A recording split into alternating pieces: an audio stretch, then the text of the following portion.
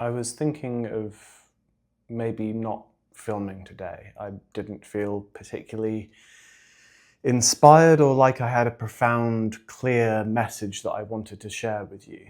Um, but I figured I'd show up anyway and show you me when I am in the middle, in this messy space which most of us reside most of the time, when we don't have complete clarity and complete knowledge of where we are and where we want to go, when we feel confused and a bit lost maybe. But maybe in that case, showing up is enough. Maybe us just being ourselves without this polished version of ourselves is enough. Maybe that's what we need to learn to love more and more. I found myself recently looking at Facebook posts or YouTube videos with greater views, more likes, and all of this kind of thing, and I noticed for the first time that it's actually affecting my mental health. That I have perceptions, jealousy, fear, all related to how many likes a post that a friend of mine has made on Facebook when I compare that to posts that I've done. And this feeling of inadequacy, of maybe not being enough, of not knowing what it is that I have to give, to share, not knowing what value I have, and doubting that, questioning that.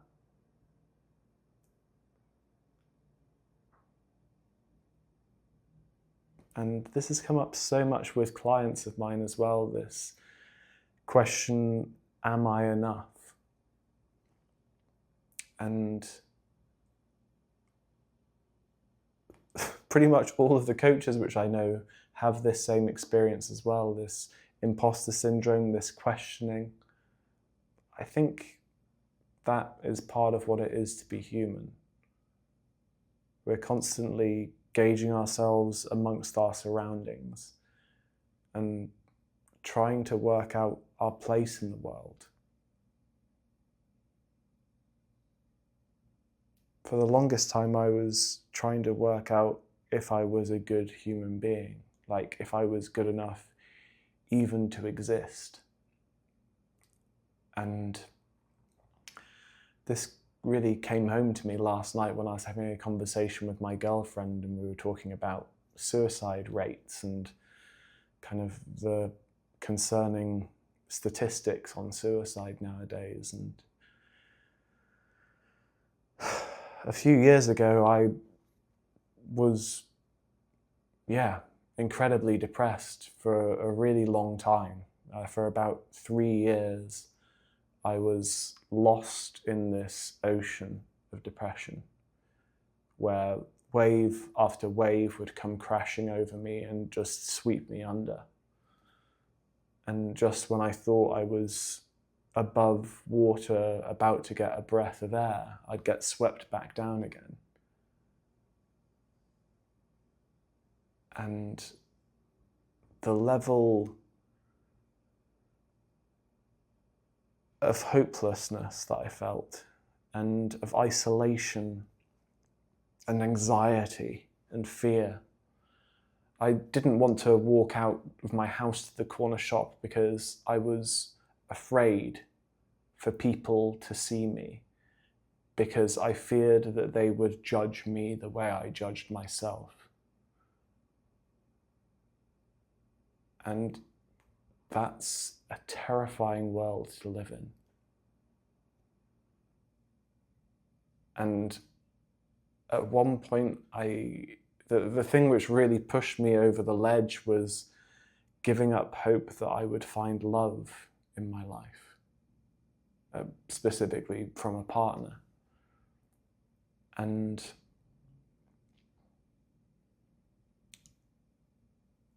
again, I remember being on a walk with a friend, and this feeling of hopelessness just pervaded my entire body.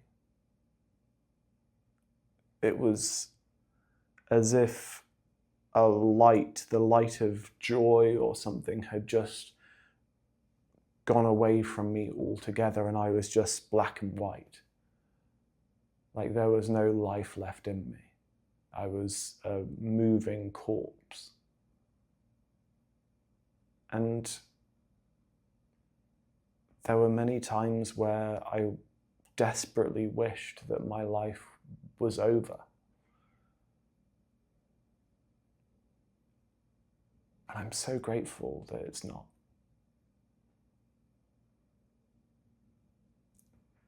At the time, particularly, I'm not sure who it was actually, but somebody would say to me that just brushing your teeth, just having a shower, just eating, just going for a walk was an act of love towards yourself. But I'd minimalized all of these as being inconsequential things, but when I think about it, they were acts of love. To take care of your body, to feed it, to clean it, to get fresh air, to get exercise. Those are all acts of love. And even in that place of deep hopelessness and fear, there's still, for me at least, there was still this desire to maintain what I had, to not totally destroy what I had left. My physical health, trying in some way to take care of myself on some level.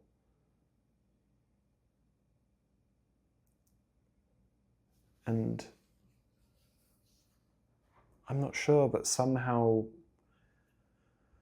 at some point momentum managed to build up, and I managed to get a job in which I was surrounded by people, and one person in particular that I felt really supported by. Somebody that really accepted me for who I was.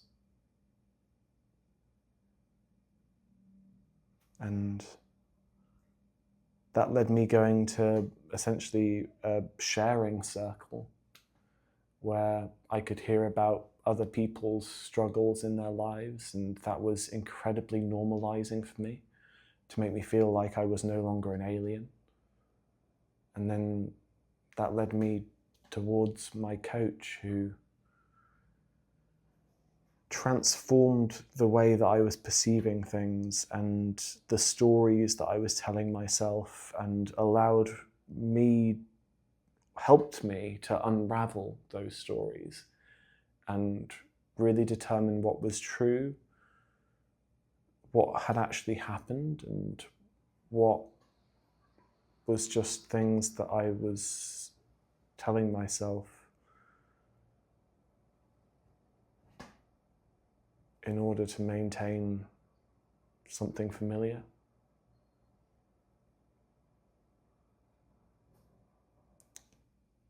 And my life has got exponentially better since then. My life is so beautiful now, and yet I can forget that so easily when I start thinking about where it is that I want to get to, because I'm focused on what I haven't got, instead of looking back to where I was, to where I am now, and realizing all of that ground which I've covered. All of these incredible things in my life which I am so grateful for, which I ignore on a daily basis because I'm so focused on what I don't have yet. And I guess that's the act of gratitude.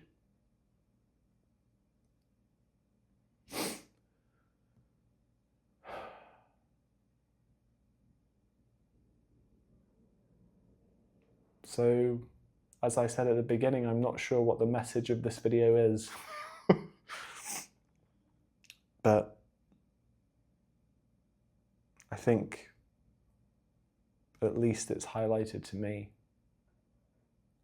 the fact that I need to give daily importance to gratitude. I journaled for years, and I would have a gratitude section at the end of each journal entry, and I forgot. I got derailed. I decided that my time was better spent somewhere else, but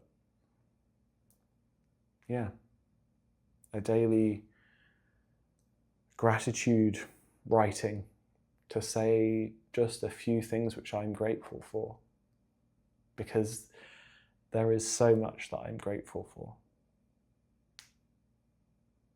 but I forget. So maybe it's time to remember.